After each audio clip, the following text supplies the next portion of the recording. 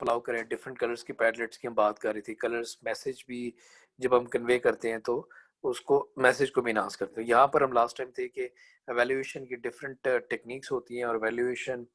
जब आप कोई डिज़ाइन या लेआउट बना लेते हैं तो उसको जब आप एवेल्युएट करते हैं ह्यूरिस्टिक प्रिंसिपल्स के तहत, ये जो हमने ह्यूरिस्टिक प्रिंसिपल्स देखे जो हमने टॉपिक ये देखा, guideline for designing a good user interface, जो हमने प्रिंसिपल्स देखे हैं, यही इस तरह के ह्यूरिस्टिक प्रिंसिपल्स हैं। और उसके साथ साथ कुछ इंफॉर्मेशन को प्रेजेंट करने के प्रिंसिपल्स भी आप साथ ऐड कर दें, कुछ यूजिबिलिटी के प्रिंसिपल्स भी ऐड कर दें। तो इसी तरह किसी भी सिस्टम को एवेलुएट करने के ये कुछ चेकलिस्ट और ये चीज़ें बन जाती है। तो इस पर भी छोटी सी कोई टास्क या होम बेस्ड असाइनमेंट मतलब इस तरह मिल सकती है कि ये आप चेकलिस्ट एक बना दें इन प्रिंसिपल्स की, और कोई वेबसाइट्स आपको 3-4 दे दी जाएंगी कि इन वेबसाइट्स को जो है आप इन प्रिंसिपल्स पर एवेलुएट करें, देखें किस पर अप्लाई हो रहा है, कितना फॉलो हो रहा है, कौन सा प्रिंसिपल नहीं फॉलो हो रहा तो क्या उस पर सजेशंस हैं। तो उससे भी आपको थोड़ी सी लर्निंग बढ़ जाती है कि कैसे है और कौन से बेहतर है चीज़ें और कैसे प्रेजेंट की जा रही हैं। तो एवेल्यूशन दो तरह की होती हैं, एक इनफॉर्मल वैल्यूएशन, एक फॉर्मल वैल्यूएशन। इनफॉर्मल आप एक गाइडेंस दे सकते हैं as an expert, as an team के जो सीनियर हैं वो आपके डिज़ाइन में क्या चीज़ इंप्रूव होनी चाहिए। बट फॉर्मली जो है वो प्लान करके होती है, डॉक्यूमेंट करके होती है, और उसकी डेफिनेटली एक्सपेरिमेंटेशन या टेस्टिंग इन अ सेंस कि आप लैब सिनेरियो में करते हैं, उसमें आप उसको प्लान कर सकते हैं। मींस के जब आप यूज़र को सिस्टम पर एवेल्युएशन के लिए बैठाएंगे कि भाई एवेल्युएट करें इस सिस्टम को, ये साइट को, ये फिर तो ज़ुबानी कलामी नहीं होता, आप उसको कोई ब्रीफ सिस्टम के हवाले से, और फिर कोई चीज़ असेसमेंट के लिए आप उनको कोई फॉर्म्स वगैरह देते हैं, या असेसमेंट के लिए फॉर्म से मतलब है कोई चेकलिस्ट वगैरह देते हैं कि वो उनकी बेस पर देखे कि सिस्टम में क्या चीज़ कैसे अप्लाई हो रही है, क्या हो रही है या नहीं हो रही। तो डिफरेंट फॉर्मेटिव वैल्यूएशन होती है डिज़ाइन प्रोसेस के साथ साथ, आप सिस्टम को वैल्यूएट करते हैं, और समेटिव होता है एट द एंड ऑफ अपने डिज़ाइन बना लिए तब आपने वैल्यूएट किया। तो जो साथ साथ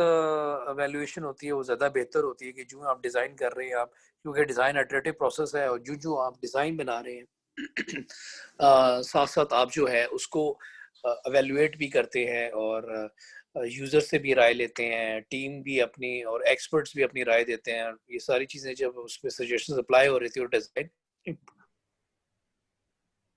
इम्प्रूव हो रहा होता है। और एवेल्यूशन दो तरह की होती है, एक होती है क्वालिटेटिव वैल्यूएशन और एक क्वांटिटेटिव वैल्यूएशन। मैंने यहाँ से ये चीज़ टॉपिक, ये थिंक अलाउड टेक्निक, ये चीज़ें जब टेस्टर्स के हवाले से बात हो रही थी, प्रोटोटाइप के हवाले से, डिज़ाइन के हवाले से बात हो रही थी, तो ये चीज़ बड़ी एग्जांपल तौर पे समझाई थी वैल्यूएशन की टाइप्स किस तरह की होती है और कैसे होती है। ये मैं अभी एग्जांपल भी बता देता हूँ कि एक किसी लेआउट को, इंटरफेस को जब आप एवेल्युएट करवाते हैं, वो दो तरह की वैल्यूएशन से हो सकती है, सब्जेक्टिव, ऑब्जेक्टिव, या क्वालिटेटिव या क्वांटिटेटिव। जो सब्जेक्टिव होती है वो होती है क्वालिटेटिव। सब्जेक्टिव का मतलब है क्वालिटेटिव वैल्यूएशन, और सब्जेक्टिव वैल्यूएशन का मतलब है कि आपने इस पर बस ओपिनियन देना है कि ये इंटरफेस या वेबसाइट या लेआउट या डिज़ाइन जो आपने बनाया है ये एक्सीलेंट है, गुड है, एवरेज है या पुअर है। ठीक है, लेट्स से डिफरेंट आपने को पॉइंट्स बता दिए कि भाई आपने बताना है कि ये एक्सीलेंट है, गुड है, पुअर है। अब ये आज का लेक्चर जो है इम्प्रेसिव था, नहीं इम्प्रेसिव था, ओके था, जबरदस्त था, कैसे था, ये होती है सब्जेक्टिव। जो क्वालिटेटिव वैल्यूएशन होती है एट द एंड आपने एक पॉइंट बताना। बट जो क्वांटिटेटिव होती है वो ऑब्जेक्टिव बेस्ड वैल्यूएशन या क्वांटिटेटिव वैल्यूएशन उसको ऐसे कहते हैं, अकॉर्डिंग टू सम पैरामीटर्स होती है। अब उसी लेआउट को, उसी फॉर्म को, उसी लेक्चर को according to some parameter principles पर आप जब एवेल्युएट करते हैं कि भाई आज का जो लेक्चर है या वो जो टॉपिक्स है वो लेक्चर स्टार्ट टाइम पर हुआ, टीचर लेक्चर की इंफॉर्मेशन शेयर कर रहा है, टीचर गाइडलाइन दे रहा है, टीचर उस टॉपिक को आज उसने अच्छा एक्सप्लेन किया, अकॉर्डिंग टू कोई एग्जांपल्स रिलेट की, क्वेश्चंस का जिस तरह आप evaluation करते हैं अकॉर्डिंग टू सम पैरामीटर, तो इसी तरह जब लेआउट्स या डिजाइन को evaluate करते हैं, evaluate का मतलब जब उसको टेस्ट एसेस करते हैं, तो वही जो डिजाइनिंग के जो प्रिंसिपल्स थे, इंटरफेस को डिजाइन करने के कुछ प्रिंसिपल्स हमने पढ़े, इंफॉर्मेशन को प्रेजेंट करने के कुछ प्रिंसिपल्स पढ़े, यूजेबिलिटी के कुछ प्रिंसिपल्स देखे, जो मैप हो रहा है या जो प्रिंसिपल किसी एक जो कोई पॉइंट किसी एक मेजर प्रिंसिपल के अंदर कैटेगरी में आता है, तो फिर उसको इंक्लूड नहीं करते। उन्हीं प्रिंसिपल्स पर फिर आप एवेल्युएशन करते हैं और देखते हैं कि ये सिस्टम कितने फॉलो हो रहे हैं और कितने नहीं फॉलो हो रहे हैं, क्या सजेस्ट करें। तो which one is tougher to measure? Definitely जो टफर टू मेजर होती है वो क्वालिटेटिव होती है, क्योंकि क्वालिटेटिव सिर्फ जो एक्सपर्ट लोग हैं वो उसको वैल्यूएट कर सकते हैं। आम बंदा आपने लेट से कैसे कह दिया कि आज का लेक्चर बेस्ट हुआ है, मे बी शायद आपको आप अपनी असाइनमेंट्स पे, और जिससे असाइनमेंट नहीं की हुई, जिसको समझ नहीं आ रहा, जो बेचारा परेशान है कि यार ये इस पे है क्या, करना क्या है, ना असाइनमेंट पढ़नी है, ना डिटेल पढ़नी है, ना इंस्ट्रक्शन पढ़नी है, ना ऑडियो फाइल सुननी है, ना देखना है कि टीचर ने उस पर क्या सजेशन कमेंट्स दिए हैं, तो बस करनी क्या है यार, बस एक पे ही डिजाइन करना हूँ। मैंने कोर्स आउटलाइन को डिजाइन करने नहीं दिया, मैंने कोर्स आउटलाइन प्लस एलएमएस में जो लेक्चर्स डिटेल डेट वाइज उसके लिंक जो है वो उठा के वो भी डिस्प्ले करने पे। लेट्स से लेक्चर नंबर 6 जो है वो किस चीज पर हुआ, लेक्चर नंबर जून 6 खोला तो वो नीचे उसकी डिटेल आनी चाहिए, या आपने उसको एक हाइपर लिंक करके दिया हो कि लेक्चर नंबर 6 पे ये टॉपिक हुआ है और इस टॉपिक का इतनी ड्यूरेशन है, ये गूगल का लिंक है। लेट्स से अगर मैं डेट देखता हूँ 31 अगस्त को क्या हुआ, 31 अगस्त पे अगर वो लेक्चर आ रहे हैं, जिस कैलेंडर पे जिस डेट पे लेक्चर्स आ रहे हैं, उस डेट पे आपने लिंक रखा हुआ है कैलेंडर में, वो लिंक या डेट वो सिलेक्ट करता है या क्लिक करता है या उसको सिलेक्ट करता है, क्लिक करता है या सिलेक्ट करता है, डिपेंडिंग अपॉन यू कि आपने क्लिक किया है तो मेन्यू बेस पे रखा है, अगर आपने सिलेक्ट किया तो आपने डिस्प्ले पे रखा हुआ है कि ये, तो वो किस तरह आपने उसको प्रेजेंट कर रहे हो, किस तरह डिस्प्ले कर रहे हैं, तो वो चीज देखनी थी कि आप उसको कैसे ऑर्गेनाइज करें एक पेज में, या उसकी उसकी चंकिंग कैसे कर रहे हैं, उसकी ग्रुपिंग कैसे कर रहे हैं, उसमें नेविगेशन सपोर्ट कैसे कर रहे हैं, इंफॉर्मेशन को कैसे दिखा रहे हैं। अगर वो कोर्स की वो डिटेल देखना चाहता है, इस कोर्स का जो है वो टीचर कौन है, वो उसकी क्रेडेंशियल आ जाएंगे, ये इसके कोर्स के आउटलाइन क्या, ऑब्जेक्टिव क्या है, ये वो सारी चीज़ें मैंने आपको हार्ड कॉपी में भी शेयर की हैं, सॉफ्ट में भी आपके पास ईमेल में शुरू में शेयर कर दी थी या पढ़ी हुई भी हैं। तो ये तो एफर्ट तलब काम है, इसमें आपको ये नहीं है कि आधे घंटे में हो जाएगा, इसमें आपको कुछ और सकती है, इतना मुश्किल नहीं था कि आप सोचने लग जाएंगे पता नहीं क्या। मैंने कोई आपके कोई डायनामिक नहीं कर दी, सिंपल एक अलाइनमेंट और ग्रुपिंग और वो लिंकिंग करके चीजें करनी है। तो आपको कुछ ऐसी टास्क भी मिल सकती थी या मिल सकती हैं कि वो पूरी पूरी रात आप उसके सिर्फ डाटा को ही अरेंज कर दे, ऑर्गेनाइज कर दे, बड़ी बात है। तो थोड़ा सा इस तरह एफर्ट करनी पड़ती है फिर लर्निंग के लिए, और अभी अभी कुछ पेंडिंग है, ठीक है, इसलिए टास्क। और आज के लेक्चर के एंड में भी एक टास्क मिलेगी, डेफिनेटली वो नेक्स्ट वीक तक आपने कंप्लीट करनी, और नेक्स्ट अपकमिंग लेक्चर्स में हमारे एक का चैप्टर आ गया, बट उसमें उस लेक्चर के साथ उसके अपकमिंग लेक्चर या उससे जुड़ी कोई एक्टिविटी भी है डेफिनेटली वेब के हवाले से है, तो अपनी पर्सन जो साइड है और वो सारी चीज़ें यूजेबिलिटी के, वेब यूजेबिलिटी के जो प्रिंसिपल्स हैं उनको फॉलो करके भी आपने बनानी है। उसकी कुछ हैवी वेटेज होगी डेफिनेटली, कुछ असाइनमेंट्स है जिसकी नॉर्मल वेटेज है, उसकी डिफरेंट वेटेज है, तो ये चीज़ भी होगी। तो which evaluation is tougher to measure? Tougher to measure जो होती है वो क्वालिटेटिव होती है, क्योंकि उसको असेस और जज करना एक्सपर्ट्स कैन ओनली कैन जज दैट। तो इसी तरह जब जब आपके वैल्यूएटर्स, जब आपके जो एक्सपीरियंस टीचर्स जो सिस्टम्स को वैल्यूएट करते हैं या देखते हैं या डेमो लेते हैं या सुनते भी हैं सिस्टम कि आपने क्या सिस्टम बनाना चाह रहे हैं इनिशियल लेवल पे अगर आप हैं, तो आपको बता सकते हैं यार ये चीज़ें इस तरीके से करें, ये पॉइंट इस तरह करें, इस तरह करें। तो अगर आप उनसे कोई पूछेंगे नहीं, आप उनसे कोई हेल्प ही लेंगे, आप उनसे कोई सजेशन नहीं लेंगे, तो वो फिर आपका कसूर है, आप जिम्मेदार है। तो आप काम आपने करना है, आप ये नहीं कि सिर्फ सुपरवाइजर के सर पे डाल दें कि जी वो तो टाइम देते नहीं है, तो आप बच नहीं पाएंगे। ये आपने खुद हेल्प करनी है, एक्सप्लोर करना है, पढ़ना है, सीनियर से हेल्प लेनी है, जहाँ लाइव ये माशरे में वो चीज़ अगर कहीं देखी जा रही है, फॉलो की जा रही है, उसको स्टडी करना है, कुछ स्टूडेंट्स अपने टीम में बैठ के डिस्कस करना है, तो ये सारी हिट एंड ट्राई करके चीज़ें कर रहे होते हैं। तो जो क्वालिटेटिव है वो ईजियर टू मेजर होती है definitely according to some criteria है। और आज का लेक्चर अगर कहते हैं कैसा रहा, तो पुअर को अगर आप 0 से लेकर 2 तक देंगे तो वो 2 आ गया, 3 से 4 देंगे वो नॉर्मल अगर देंगे, अगर आपने ज़रा और बेहतर करनी है, और गुड जो है वो 5 से लेके 7 तक दे देंगे, वेरी गुड जो है वो 8 से 9 देंगे, एक्सीलेंट जो है वो 10 दे देंगे या 9, जिस तरह भी आपने ग्रेडिंग की है, बट वो बैलेंस करके होती है। और ज़्यादा अगर आप चंकिंग करेंगे तो यूज़र भी फिर बार-बार कंफ्यूज हो जाता है। अगर कुछ सिंपल पॉइंट्स हैं या 10-15 पॉइंट्स हैं तो वो तो ठीक है। जिस तरह अगर आपसे इवैल्यूएशन ली जाती थी at the end of the semester, मैं तो बार-बार एग्री करता हूँ और कहा भी है मैंने क्वालिटी वालों से, जो क्वालिटी के अपना उनका नाम एम से है यार, वो क्वालिटी के डील करते हैं वो, अपना नाम मेरे ज़हन से निकल गया, 5th फ्लोर पे बैठते हैं। तो मैंने कहा यार ये कोर्स की वैल्यूएशन के अलग-अलग फॉर्म है और टीचर की वैल्यूएशन के अलग-अलग फॉर्म है, कोर्स के भी फॉर्म देखो तो कोई पूरी बुक किताबचा छापा हुआ है। तो ये बिल के बैलेंस करके एक एक वैल्यूएशन का फॉर्म बनाया जाता है और यूज़र की राय ली जाती है और राय लेने का वक़्त भी होता है। ये पेपर सर पे और आप फॉर्म भी फिल कर दें और जमा करा के आखिरी क्लास में, ऐसे नहीं होता। ये अप्रोक्सीमेटली 60-70% या 12 वीक, 10 टू 12 वीक, मुझे याद पड़ता है हमारे दौर में 10 से 12 वीक के दरमियान एक प्रॉपर एक टाइम होता है, उसमें वैल्यूएशन होती है। तो उस पे भी लिया था और अच्छी यूनिवर्सिटीज़ में इनिशियल एवैल्यूएशन भी ली जाती है शुरू-शुरू में, सेकंड, थर्ड में कि कैसा चल रहा है और एट द एंड भी वैल्यूएशन ली जाती है, उसको फिर चेक किया जाता है कि आपके एल्गोरिथम्स अप्लाई होते हैं कि कैसे वैल्यूएशन किस तरह। तो ये भी बड़ा एक अच्छा सिस्टम वैल्यूएशन का क्राइटेरिया बनाया जा सकता है एज़ अ प्रोजेक्ट और उसकी लर्निंग और उसके ग्राफ्स और उसकी सारी चीज़ें और एक टीचर की profile with the passive time, अगर कोई उसकी लर्निंग है, बल्कि फाइनली ये प्रोजेक्ट बहुत अच्छा बनाया जा सकता है, बड़ा मज़े का। और बल्कि एक मेरे माइंड में भी आ गया, नेक्स्ट टाइम कोई 7th सेमेस्टर में आएगा तो इवैल्यूएशन के लिए एक सिस्टम जिसमें पीछे उसकी हिस्ट्री भी होगी और वो डाटा माइनिंग टेक्निक लगा के भी कर सकता है कि कैसे-कैसे वो टीचर ग्रो कर रहा है विद द पैसिव एक्सपीरियंस, या अगर उसके उस सेमेस्टर में कुछ अगर हम कुछ ट्रेड डाल देते हैं कि यार उस फैमिली में ये प्रॉब्लम हुआ और उसकी वैल्यूएशन अगर ग्राफ गिरती है तो वो पैरामीटर्स की बेस पर उसकी सिस्टम देख सके कि हाँ यार उसको कोई प्रॉब्लम हुआ तो उसकी डेफिनेटली इफेक्ट हो सकती है परफॉर्मेंस। तो अगर तो ग्रो करती है तो इट मीन्स कि वो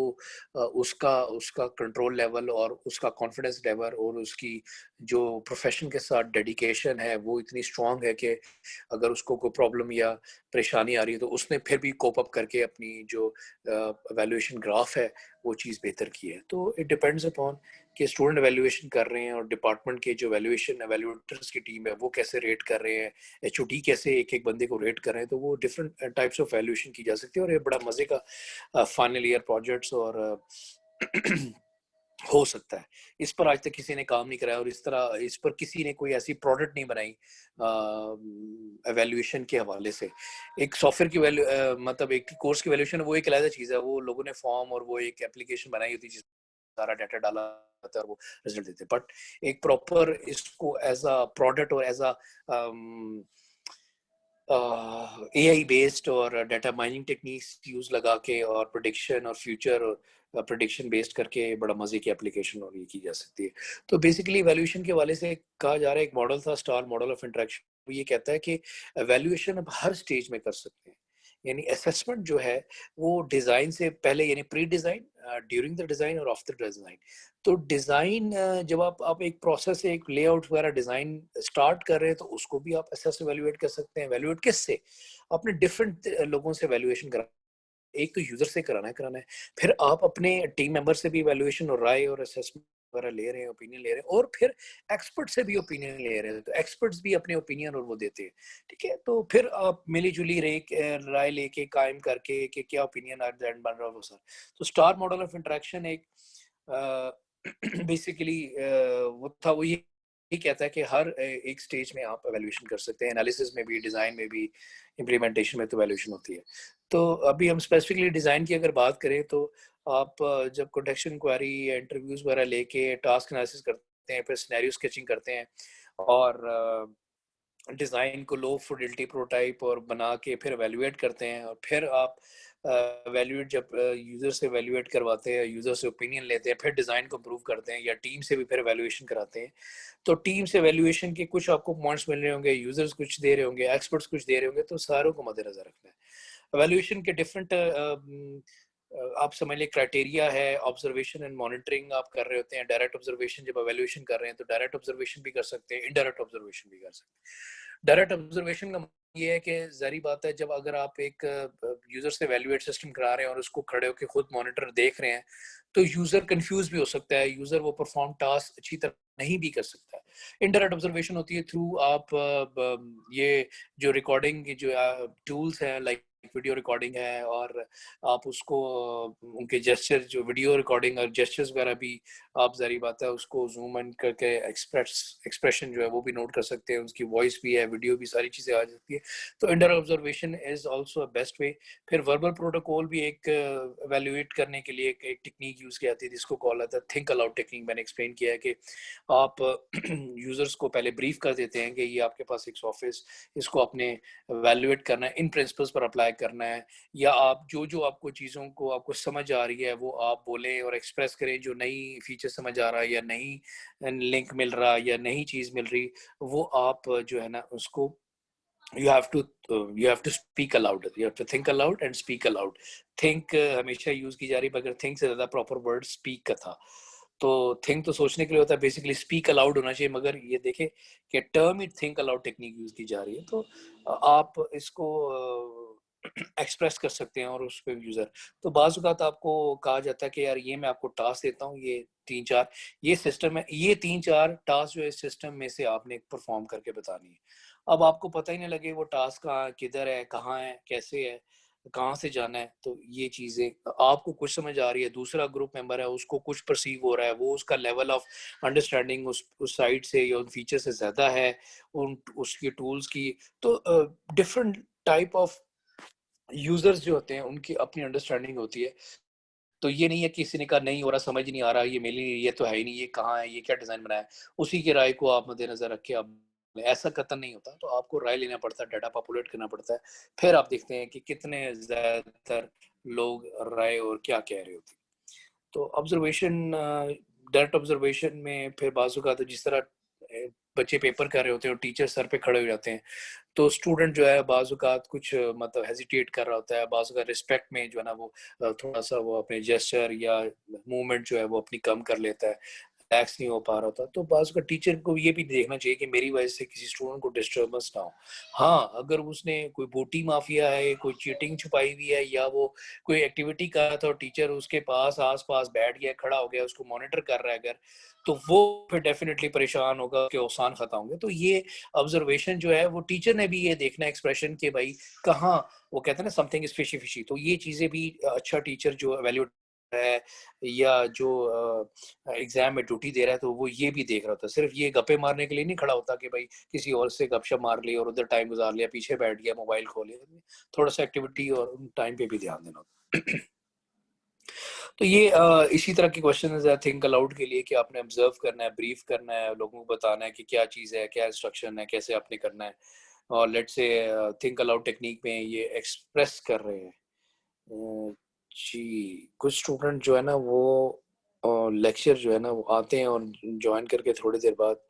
चले जाते हैं, तो इस तरह की हरकत नहीं होनी चाहिए, और अगर टीचर एक लेक्चर दे रहा है तो उसको प्रॉपरली जो है वो सुने। तो थिंक अलाउड में यही है कि जिस तरह मैंने ब्रीफ कर दिया कि ये आपके पास सिस्टम है, आपने ये चीज़ें करनी है, तो जो उस यूज़र को अंडरस्टैंडिंग है या जो उस चीज़ यूज़र को समझ आ रही है वो एक्सप्रेस करिए। फॉर एग्जांपल लेट्स से ये एक मिसाल दें कि अब लेट्स से ये जो लेडी है वो इस सिस्टम में एक्सप्लोर कर रही है, तो ये बता रही है अच्छा what did this system do, oops what happened, I have done this thing. तो बाज़ औक़ात ये ग्रुप पे अगर वैल्यूएशन है, 2 लोग इंटरेक्शन कर रहे हैं, तो एक कह रहा है कि जी ये ऐसे था, तुम्हें ऐसे करना था, दूसरा कह रहा है अच्छा यहाँ तक ये चीज़ मैं मिस कर गया ऐसे। तो बेसिकली फिर at the end of the valuation फिर आप उनमें बता सकते हैं कि ऐसे-ऐसे आपको ये चीज़ नहीं मिली, तो ये ऐसे था, ये चीज़, तो बताया जा सकता है। सिर्फ ये नहीं होना चाहिए कि खाना पूरी गुज़ारा करने के लिए वैल्यूएशन आपने फॉर्म फिल करवा ली, और जो ये बेचारा फॉर्म फिल करना है, जिसने डाटा एंटर करना है, ये देखें ज़रा। अब इस लेडी ने ये वैसे चीज़ समझानी चाह रही है कि जो आपने वैल्यूएशन की और यूज़र से इंटरव्यू लिए, यूज़र से क्वेश्चन रिटर्न फॉर्मेट में लिए, और अब ज़ाहिर बात है रिटर्न फॉर्मेट में अगर लिए हैं तो वो पहले सारे डाटा एंटर होगा और फिर किसी सॉफ्टवेयर के थ्रू उसके में एल्गोरिथम टूल लगा होगा, तो वो वैल्यूएशन का रिजल्ट देगा। और ये आपने इसको भी टाई करके रखा हुआ है कि ये देखें एक एक एक कहते हैं ना पिक्चर एक चीज शो कर रही है, इसको भी टाई करके रखा है, तो तूने सारा एक्टिविटी पे परफॉर्म करना है, ना तो उठ सकती है ना कहीं जा सकती है, काम करेगी तो फिर ही होगा। तो मतलब ऐसा नहीं होना चाहिए कि जनाब खाना पूरी करने के लिए आप कर रहे हैं, तो जो चीज़ अगर थोड़ी लेवल पे भी है और उसमें कोई चीज़, अगर कोई टीचर को टास्क देता है, कोई असाइनमेंट देता है, कोई ऑन क्लास असाइनमेंट देता है, तो वो लर्निंग पर्पस के लिए दे रहा है, उसी सब्जेक्ट से, उसी टॉपिक से रिलेटेड कोई चीज़ दे रहा है ताकि कुछ सीख सकें, या पढ़ा जो है या आपके पास स्लाइड्स हैं उसी पॉइंट को अप्लाई करके कुछ चीज़ें बेसिक इंप्रूव कर सके। तो एवेल्युएशन तो की जाती है, क्वेश्चन फॉर्म वगैरह बनाया जाता है। हाँ, अगर एवेल्युएशन एक सॉफ्टवेयर पे की जाए,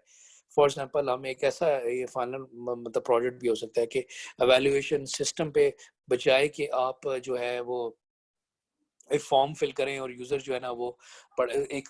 सॉफ्टवेयर बनाओ, उसी पे वो सारी लैब में वैल्यूएशन हो रही है और उसी की बेस पे सारी असेसमेंट और सारी रिपोर्टिंग जहाँ जहाँ आनी है वो वहाँ पर सारी आ रही हो। तो ये ज़बरदस्त है, बल्कि मुझे एक अच्छा प्रोजेक्ट मिल गया फ्यूचर के लिए, और वो हम उसको विद इन द नेटवर्क, क्योंकि लैब्स बनी होती हैं हर हर डिपार्टमेंट की, जिस तरह इंशाल्लाह हमारी भी फ्यूचर में सिस्टम्स और लैब्स वगैरह भी होंगी, और वो एप्लीकेशन जो प्रोजेक्ट है वो एक नेटवर्क बेस पे इंस्टॉल किया जाए, और यूज़र आए अपने अपने कोर्सेज के हवाले से एवेल्युएशन अपनी करें, और उसका एक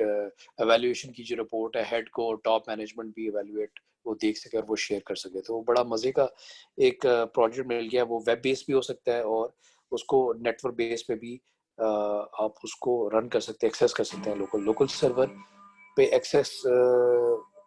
का मतलब है कि वो एक्सेसिबल और विद इन दैट वो है। तो बड़ा एक अच्छा एक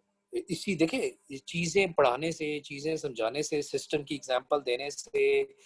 चीज़ें नई निकलती है, नई चीज़ें आती है, उसको फिर फर्दर डिसीजन मेकिंग के लिए किया जा सकता है। ठीक है। एवोल्यूशन क्वांटिटेटिव क्वालिटेटिव ये मैंने दोनों आपको समझा दी है। और लेट्स से रिसर्च के वाले से बता रहा था कि एक रिसर्च हुई और ये एक तरफ आपके पास लेफ्ट साइड पे ये फॉल डाउन मेन्यू है, और जो राइट साइड पे जो मेन्यू आपको नजर आ रहा है ये ड्रैग डाउन या पुल डाउन मेन्यू इसको अगर आप कहते हैं, भाई सेलेक्ट करेगा पॉप। तो रिसर्च ने कहा कि अगर यूजर एक एक्सपर्ट यूजर है तो उसके लिए को इतना टाइम ही लगेगा, सेम अमाउंट टाइम लगेगा इन ऑप्शंस को इन्वोक करने के, एक्सेस करने के लिए, अगर उसने ओपन में जाना है या क्लोज में जाना है या एडिट मेन्यू के अंदर किस ऑप्शन में जाना है। तो जो रिगार्डलेस ऑफ जो यूजर है,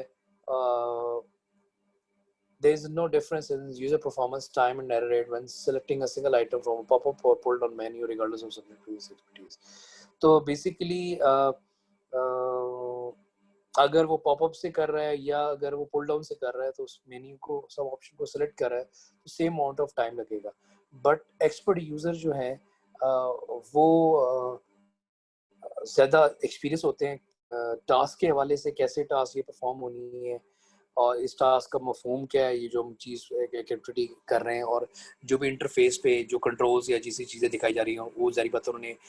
उससे वो गो थ्रू होते हैं, तभी वो उन चीज़ पे मिले। जो एक नॉविस बिगिनर यूज़र है वो चीज़ को समझ आना, या कितने अच्छे तरीके से आपने उसको डिज़ाइन किया है कि बिगिनर भी जो है वो इजीली उसको टैकल कर सके। अब बिगिनर भी इजीली टैकल कर सके, ये नहीं है कि आपने बिल्कुल हल्का फुल्का सा बनाना है तो एक्सपर्ट बंदा के, एक्सपर्ट यूजर के लिए भी आपने कमांड्स और शॉर्टकट्स रखी होनी चाहिए, सो दैट वो कैन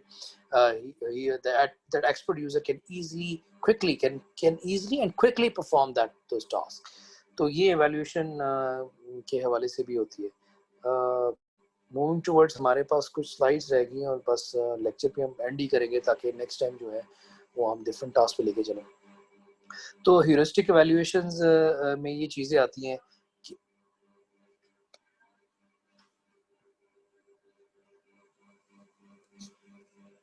हमने डेफिनेटली जब एवेल्युएट करते हैं तो हम यूजेबिलिटी के जो प्रॉब्लम्स है वो हाईलाइट करते हैं कि इस डिज़ाइन पे जब हमने डिफरेंट ह्यूरिस्टिक प्रिंसिपल्स अप्लाई किए और यूजेबिलिटी के प्रिंसिपल्स अप्लाई किए, तो क्या हमारे पास प्रॉब्लम आइडेंटिफाई हुए, क्या क्या प्रिंसिपल्स अप्लाई फॉलो नहीं हो रहे, क्या क्या फॉलो हो रहे। तो एक्सपर्ट्स ऑफ एवेल्युएटर्स ऑफ 3 to 5 एवेल्युएटर्स जब फेस को देखते हैं, एवेलुएट करते हैं या अपनी राय देते हैं, सजेशंस देते हैं हर एक बंदा, तो वो अपनी आपको आपको पता लगना शुरू हो जाता है कि इसमें क्या है। अगर एक ही बंदा अपनी expert Rai they, may be वो बाइस हो, मे बी वो बाइस ना हो, फेवर कर रहा हो, बाइस का मतलब फेवर कर रहा हो, फेवरेटिज्म ही हो रही होती है। तो बाज़ औक़ात इसलिए डिफरेंट एवेल्यूएटर्स आपकी असेसमेंट वगैरह कर रहे होते हैं कि एक ने क्या राय दी, एक ने क्या असेस किया और दूसरे ने क्या दिया। अगर तो उनकी लेट्स से एक ने 15 में से 12 पॉइंट दिए और एक ने कहा 10 पॉइंट दिए तो ओके फाइन। एक 12 दे रहा है और एक जो है वो 2-3 दे रहा है उसी स्टूडेंट को, तो वहाँ पर तजाद कन्फ्लिक्ट आता है। और वहाँ पर फिर जो कोऑर्डिनेटर्स हैं और वहाँ पर जो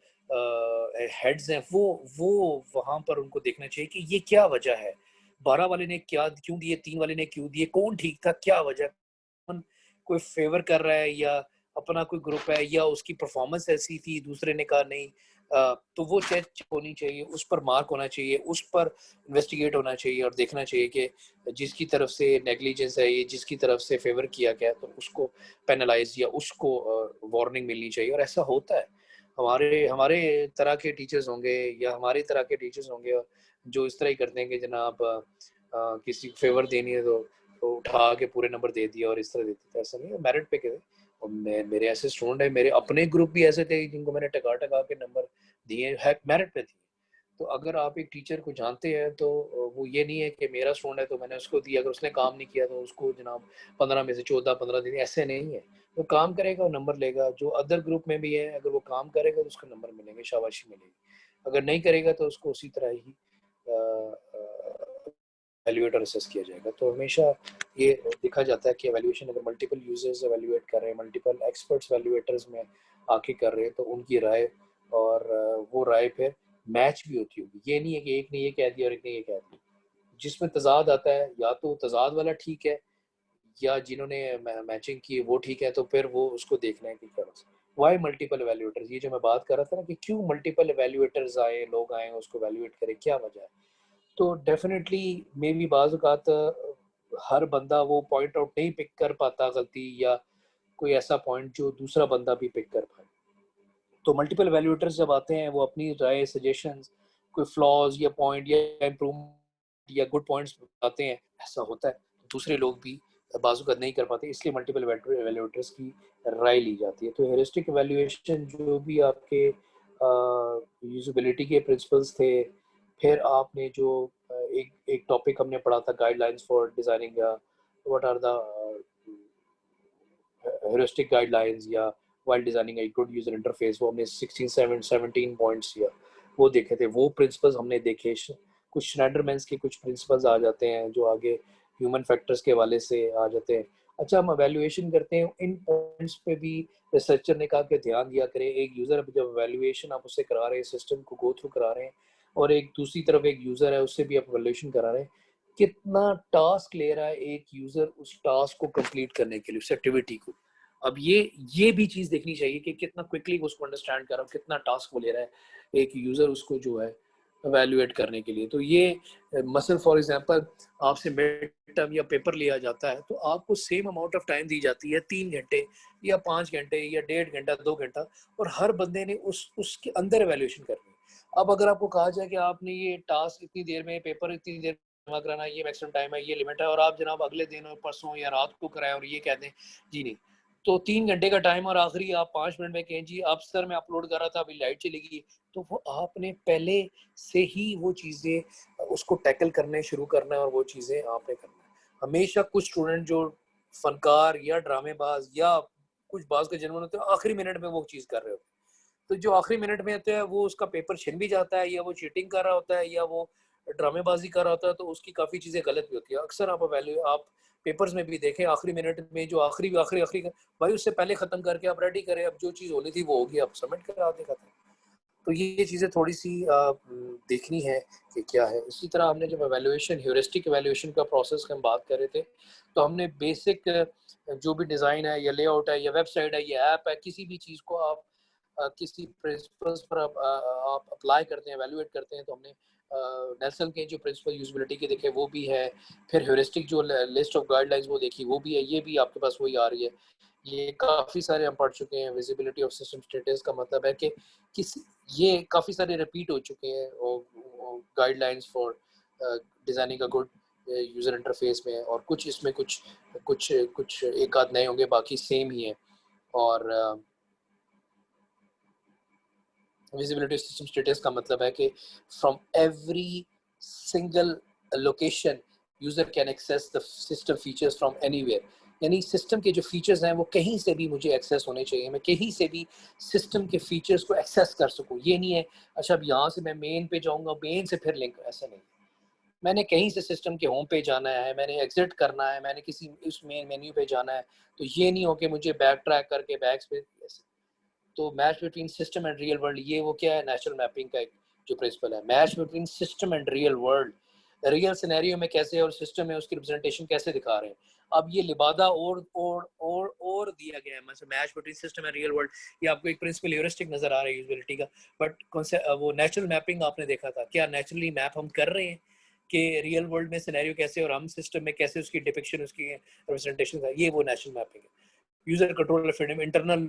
लोकस ऑफ कंट्रोल जो प्रिंसिपल था वो यूजर कंट्रोल ऑफ फ्रीडम है। कंसिस्टेंसी है, स्टैंडर्ड्स मींस के क्या एप्लीकेशन एक कंसिस्टेंट है through out, error prevention, error control, recognition, ये फ्लेक्सिबिलिटी, ईज ऑफ यूज की बात है, static sense, good graphic design, colour की बात हो रही है, हर रिकवर द एरर, ये सारी वो चीजें हैं जो चीज हम प्रिंसिपल्स पहले देख चुके हैं, नई नहीं है। तो श्नाइडरमैन जो HCI का, जिसको जिसने HCI की एक बेस एक डाली, श्नाइडरमैन एक रिसर्चर था, उसने ये कहा कि इन फैक्टर्स को भी जब आप एवेल्यूशन कर रहे हैं और एवेल्यूशन क्राइटेरिया में ये चीज़ें भी डालें कि एक यूज़र कितना टाइम ले रहा है टू लर्न दैट सिस्टम, ठीक है। अब ये चीज़ें भी जब आप एवेल्यूशन करते हैं तो यूज़र को भी देखना चाहिए कि यूज़र कितना लर्न कर रहा है। अब आप जब आपको प्रैक्टिस कराई चीज़ आ रही है, लेट्स से देखें आपको मैं टास्क दे रहा हूँ, एक मैंने आपको 1 दिन की टास्क दी, फिर मैंने आपको लेट्स से अगर मैं कहता हूँ 1 वीक की है, वो थोड़ी सी उसकी ग्रेविटी ज़्यादा होगी, ज़ाहिर बात है उसकी उस टास्क की ग्रेविटी का मतलब उस टास्क में ज़रा काम थोड़ा सा हेक्टिक होगा, थोड़ा सा ज़्यादा होगा, तभी तो 1 वीक का टास्क दिया जा रहा है। और डेफिनेटली वो मैं अनाउंस भी कर देता हूँ, जिस तरह हमारी जो वेबसाइट है, जो FUST की वेबसाइट है, वो आपने डिज़ाइन करनी है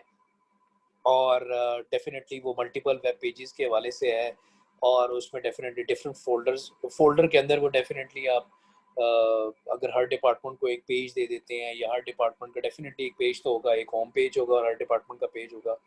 और या जो भी हमारे मेन्यूज़ हैं, जिस तरह पॉलिसी है, एडमिशन है, कोर्सेज के हवाले से डिटेल है, तो आपने एक स्टैटिक वेबसाइट बनानी है। उसमें ये नहीं बनाना कि यूज़र लॉग इन करे तो रजिस्ट्रेशन कर ले, जॉब वैकेंसी पे अप्लाई कर दे। जो एक स्टैटिक जो एक बन सकती है, सो दैट आपने उस डिज़ाइन के हवाले से जो ह्यूरिस्टिक प्रिंसिपल्स देखे हैं, या आपने कुछ थोड़ा सा अभी वेब के प्रिंसिपल्स भी थोड़ा सा और इम्प्रूव देखेंगे, तो वो चीज़ें आपको कुछ और फॉलो करने को, लर्न करने को मिलेंगी। इंफॉर्मेशन की प्रेजेंट की बात है, तो वो मैं टास्क जो है वो ब्रीफ कर दूंगा कि क्या टास्क है, किस तरह है, depending upon at the end of the lecture या अपकमिंग डेज के अंदर के वो क्या करना है, कैसे करना है, क्या टास्क है। तो जो श्नाइडरमैन ने उसने ये भी कहा कि टाइम टू लर्न, ये भी देखना है कि एक यूज़र कितनी देर में वो लर्न कर रहा है। अब पेपर प्रैक्टिस में तो चल जाता है गुजारा, सर एक्सटेंड कर दें, सर ये है, ये कर दें, अच्छा कल सबमिट कर दें, मगर जब आपको फाइनल पेपर दिया जाए तो वो सबके लिए सेम टाइम है। सेमेस्टर पढ़ाया जाए, काम कराया जाए और आपकी प्रैक्टिस ही ना हो, ना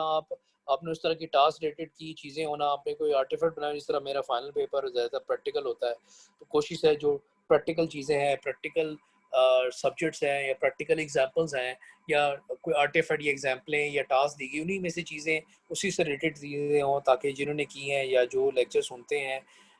या जिन्होंने वो टास्क अटेंड किए हैं, जो लाइव किए हैं, तो वो ही ज़्यादा अच्छा परफॉर्म कर सकें। अब लेक्चर तो सारे पढ़े हुए हैं, काफ़ी सारे स्टूडेंट हैं जो नहीं आते होंगे, वो लेक्चर सुन लेंगे, पेपर जी थ्योरेटिकल सवाल होगा वो, मगर ज़्यादातर कोशिश की जाएगी तो ऐसा ट्रिकी प्रैक्टिकल हो, या जिसने उसको एक्चुअली अप्लाई किया वही उसको चीज़ को परफॉर्म कर सके, तो वो चीज़ भी डालनी है। तो परफॉर्मेंस वो कितना कर रहा है, एरर रेट, गलतियाँ कितनी कर रहा है, उसका सेटिस्फेक्शन लेवल उस इंटरफेस, उस लेआउट के वाले से कितना है, और रिटेंशन ओवर टाइम का मतलब है कि अगर उसमें जो विद द पैसिव टाइम वो कितना लर्न और नेक्स्ट टाइम वो कितनी टास्क इंप्रूव कर रहा है, पहली दफ़ा कितनी बेहतर की, और नेक्स्ट टाइम अगर वो उसकी दोबारा से एक असेसमेंट या दोबारा से अगर उस वो रिव्यू के लिया जाए, एवेल्युएट किया जाए, तो वो फिर कितना बेहतर करे। तो ये डिफरेंट इंस्ट्रक्शंस भी दी गई है, दी गई हैं, और at the end of the day फिर आप सजेशंस भी मांगते हैं कि इंटरफेस में क्या लेआउट होना चाहिए, क्या सजेशन है, इसको कैसे इम्प्रूव करना चाहिए, और आप क्या चाहते हैं कि इसमें क्या इम्प्रूवमेंट होनी चाहिए। इस तरह के क्वेश्चन आंसर जो है वो थ्योरेटिकल भी आप सर्वे के एंड में आप मेंशन करते हैं और आप शेयर करते हैं। अगर मुझे अपना एक अपना जब मैं रिसर्च थीसिस कर रहा था 2004 में मैंने रिसर्च कंप्लीट की, तो मैंने एक अपेंडिक्स में सर्वे फॉर्म भी बनाया था, वो मुझे मिलेगा जिसमें सारे वो किसी भी एक सॉफ्टवेयर को, एक इंटरफेस को, लेआउट को अकॉर्डिंग टू सम प्रिंसिपल्स आपने एवेल्यूएट करना है, तो वो मैं इंशाल्लाह आपके साथ शेयर भी करूँगा। तो अगर आपने किसी लेआउट को, किसी इंटरफेस को, किसी डिज़ाइन को अकॉर्डिंग टू सम पैरामीटर उसको एवेल्यूएट करना है कि कितना फॉलो हो रहा है, नहीं हो रहा, तो वो आपको फॉर्म, यानी उसके अंदर की जो प्रिंसिपल्स हैं वो आपको हेल्प आउट करेंगे, आप उसको कन्वर्ट कर सकते हैं अपने डॉक्यूमेंट के अंदर। तो that ends the today's lecture जी। वैल्यूएशन कंप्लीट हुई, तो इंशाल्लाह जो जो जिस तरह मैंने कहा वो वैल्यूएशन का फॉर्म भी शेयर कर दूंगा, वो आप उसको स्कैन करके उसको वर्ड टेक्स्ट में कन्वर्ट करके वो आपको या आप अपने भी प्रिंसिपल्स जो मैंने पढ़ाए हुए उन प्रिंसिपल्स को एक टेबल में पेस्ट करें और उसकी इसकी एक चेकलिस्ट बना दें, और फिर आप उसको वैल्यूएट करें उन प्रिंसिपल्स पे कि अप्लाई हो रहा है, नहीं हो रहा, आप क्या कहते हैं, फिर एक्सपर्ट्स क्या कहते हैं। तो ये सारी चीज़ें हो सकती हैं। तो इंशाल्लाह जी अब ऐसे टॉपिक वेब के हवाले से रह गया, और हमारे पास अभी लेक्चर हैं, हमारे पास 4 लेक्चर हैं, मगर 4 लेक्चर में कुछ प्रैक्टिकल टास्क भी क्लासेस के दौरान होगा,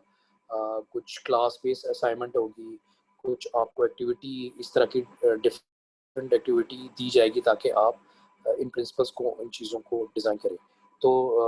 डिपेंड है कि मैं असाइनमेंट क्या देता हूँ अभी फ़िलहाल, तो वो फिर आपके साथ एलएमएस पे और ग्रुप पे भी शेयर हो जाएगा। ठीक है जी, that ends the today's lecture. और इंशाल्लाह जो भी डिटेल है एलएमएस पे भी अपलोड हो जाती है और आपके ग्रुप पे भी अपलोड हो जाती है जी। Thank you. जनरेट कर दें लेक्चर जी, और वो शेयर कर दें, जो लेक्चर जनरेट कर देंगे आप शेयर कर दें, तमाम ग्रुप मेंबर्स का शेयर हो जाएगी। और